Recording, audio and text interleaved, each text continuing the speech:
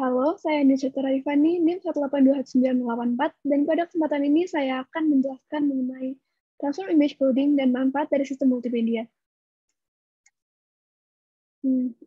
Pertama, transform coding dilakukan dengan menggunakan transformasi matematis terhadap sinyal masukan yang kemudian akan menghasilkan sinyal yang berbeda. Transformasi harus bersifat invertible agar sinyal asli bisa di-recover.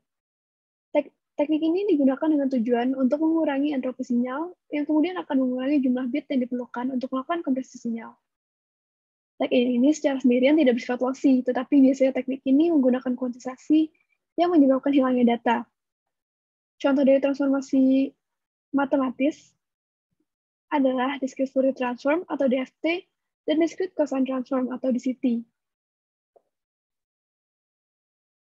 Nah, ini merupakan pipeline dari transform based encoding. Encoder melalui 3 tahap. Yang pertama itu komputasi transformasi, kuantisasi dari koefisien transformasi, dan entropi coding terhadap nilai hasil kuantisasi.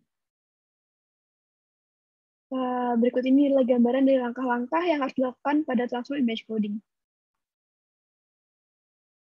Langkah pertama adalah mengkonvert citra ke format YCDCR untuk memisahkan chrominance dan luminance. Kemudian, selanjutnya, representasi YCDCR melalui subsampling 420, di mana dilakukan subsampling terhadap chrominance channel CB dan CR menjadi 1/4 ukuran aslinya. Subsampling ini didasarkan pada eksperimen psikovisual yang menunjukkan bahwa visual manusia lebih sensitif terhadap luminance atau intensitas daripada terhadap warna.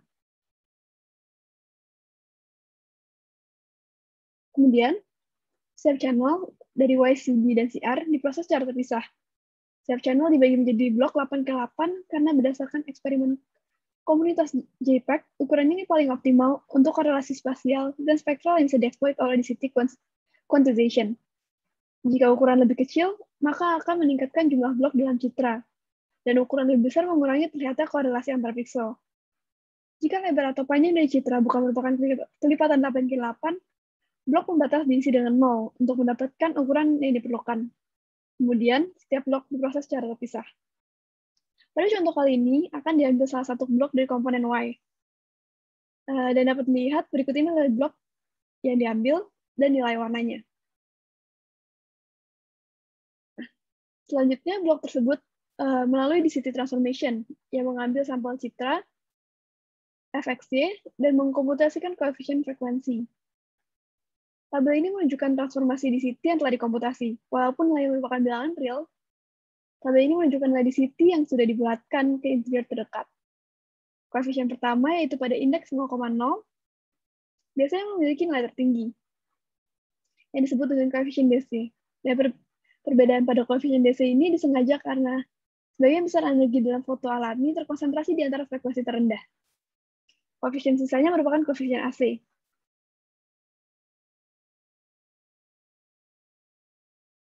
Langkah berikutnya, koefisien DCT dikuantisasi menggunakan tabel kuantisasi yang disediakan oleh JPEG. Kuantisasi dilakukan dengan membagi nilai pada tabel DCT dengan nilai pada tabel kuantisasi. Nilai tabel kuantisasi terlihat random, tetapi mereka didasarkan pada evaluasi eksperimen terhadap manusia yang menunjukkan bahwa frekuensi rendah dominan pada citra, dan sistem visual manusia lebih sensitif terhadap kehilangan pada rentang frekuensi rendah. Nah, berikut ini adalah hasil dari kuantisasi yang telah dilakukan. Setelah kuantisasi, hampir semua nilai pada frekuensi tinggi bernilai 0, sementara pada nilai pada frekuensi rendah tetap memiliki nilai yang bukan 0. Koefisien yang sudah dikuantisasi kemudian dikodekan ke dalam pola perantara. Pada tahap ini, koefisien DC diperlakukan berbeda jika dibandingkan dengan koefisien AC. Koefisien DC dari blok dikodekan menggunakan different pulse code modulation. Koefisien AC di-scan dengan zigzag ordering. Kuantisasi menggunakan tabel kuantisasi JPEG menghasilkan lebih banyak 0 pada area frekuensi tinggi, sehingga lebih banyak 0 di bagian akhir scan, karena koefisien frekuensi tinggi muncul bagian akhir. Hal ini menghasilkan entropi yang lebih rendah dari koefisien AC yang di-scan. Kode divisian dari koefisien DC dan rangkaian kode dari koefisien AC menghasilkan representasi sementara. Angka berikutnya, koefisien DC dan AC diubah menjadi representasi perantara. Untuk representasi koefisien DC, lakukan DPSM code dengan nilai DC blok sebelumnya, dan perbedaannya direpresentasikan sebagai tuple, yang menunjukkan ukuran bit yang digunakan untuk memudahkan perbedaan DPSM dan amplitude perbedaan DPSM. Dalam contoh ini, nilai DC dari blok adalah 17. Kita asumsikan koefisien DC dari blok sebelumnya adalah 14, sehingga perbedaan DPSM-nya adalah 3, yang membutuhkan 2 bit untuk di-encode, sehingga notasi perantara ada koefisien DC adalah 2, 3. Untuk koefisien AC, notasi perantara hanya digunakan untuk koefisien AC yang bukan 0. Setiap koefisien AC bukan 0, dibagi oleh dua simbol. Simbol pertama merepresentasikan dua informasi, translength dan size. Translength adalah jumlah koefisien AC bukan 0, berurutan yang belinya dalam zigzag order. Dan size adalah jumlah bit yang digunakan untuk mengkodekan amplitudo dari koefisien AC. Simbol kedua mengkodekan amplitudo koefisien AC bukan 0. Nah, diperoleh berikut adalah representasi perantara yang diperoleh. Kemudian, dilakukan entropy code pada representasi perantara tersebut menggunakan kode yang disediakan oleh organisasi JPEG. Simbol pertama pada representasi perantara dikodekan menggunakan Huffman coding. Simbol kedua yang merupakan amplitudo digunakan menggunakan variable length integer code dan prefix. Simbol pertama memiliki Huffman code dan merupakan variable length code atau VLC. Sementara simbol kedua merupakan variable length integer code atau VLI. Perbedaannya adalah bahwa VLC prefix dan dapat dikodekan secara unik, sedangkan VLI tidak, dan akibatnya panjangnya lebih pendek dibandingkan dengan VLC. Nah, diperoleh hasil binary stream di bawah ini yang merupakan hasil dari kompresi. Kemudian dilanjutkan ke bahasan selanjutnya mengenai manfaat sistem multimedia. Jadi apa itu sistem multimedia? Apa itu multimedia? Multimedia adalah semua aplikasi yang melibatkan penggunaan gabungan dari berbagai jenis media, seperti teks, audio, video, grafik, dan animasi.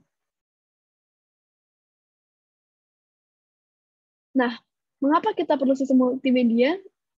Berikut ini adalah beberapa contoh kegunaan sistem multimedia pada kehidupan kita sekarang. Yang pertama, ketersediaan capture device, rendering device, dan software berbiaya rendah yang lebih cerdas untuk buat konten. Kemudian, ada storage device yang lebih besar dan lebih murah bersama dengan penelitian dalam kompresi yang lebih baik terhadap konten media. Selanjutnya ada kemajuan teknologi jaringan digital dan standarisasi protokol distribusi. Sejauh ini, perkembangan multimedia sudah sangat bermanfaat bagi kita, dan berikut adalah contoh-contoh perkembangannya. Yaitu yang pertama, digitalisasi semua perangkat. Sekarang terdapat kamera digital, camcorder, perekam suara yang menyediakan media digital berkualitas baik untuk pemrosesan dan pertukaran data. Pada saat yang sama, tampilan digital seperti high performance cathode ray tubes atau CRT, liquid crystal displays, plasma screens, dan lainnya memungkinkan kita untuk melihat informasi dengan resolusi yang lebih baik. Kemudian, ada digitalisasi informasi. Hampir semua perpustakaan sedang bergerak menjadi digital. Selanjutnya ada evolusi komunikasi dan jaringan data.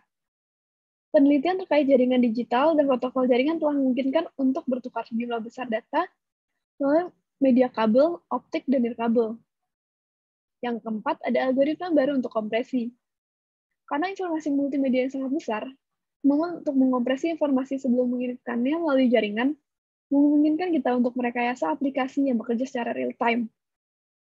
Yang kelima, ada kinerja perangkat keras yang lebih baik. Microprocessor dan GPU semakin cepat dan memiliki performa yang lebih baik lagi. Selain itu, storage device dengan kapasitas besar semakin umum. Kemudian yang terakhir, ada paradigma antarmuka pengguna yang lebih cerdas untuk berinteraksi dengan informasi multimedia di berbagai terminal. Perangkat komunikasi personal semakin kompak dan kecil, sehingga antarmuka menjadi sangat penting karena mereka diharapkan untuk memiliki kapabilitas terhadap informasi seperti halnya komputer. Sekian presentasi pemaparan saya mengenai transform image coding dan manfaat multimedia saat ini. Terima kasih.